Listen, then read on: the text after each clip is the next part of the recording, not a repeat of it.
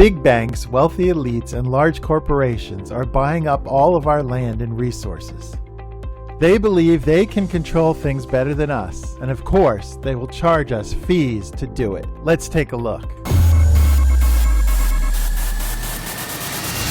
When suddenly a group of large and politically influential bankers and businessmen that are not typically associated with any type of climate conversation suddenly get involved with climate conversation, something's changed. Just 3 weeks ago, the U.S. Federal Reserve Board and other banking regulators drew up a plan on how large banks should manage climate-related land and finance. It would seem climate, and more importantly our planet, has suddenly risen to the top of financial institutions and wealthy investors' radar. In 2020, Bill Gates made headlines by becoming the largest landowner of farmland in the U.S. Over the last decade, he's accumulated hundreds of thousands of acres of farmland in 8 different states, and he did this all very quickly. The United States does have a lot of land, but did you know that last year the top 100 landowners in the U.S.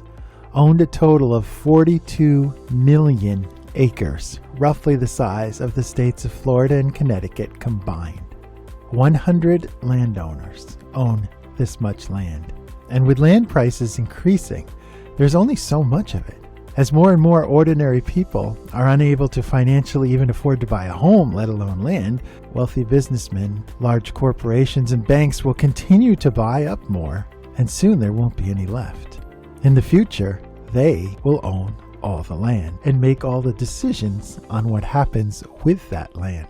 Meanwhile, you and I will be restricted to our rental apartments. We'll have on our VR headset, and we'll be living our lives out of our reclining chairs in the metaverse because we can no longer afford to live in the real universe. If this podcast has made you think, if you've learned something, please like, subscribe, and share. And as always, we'll see you next time on Shine 365.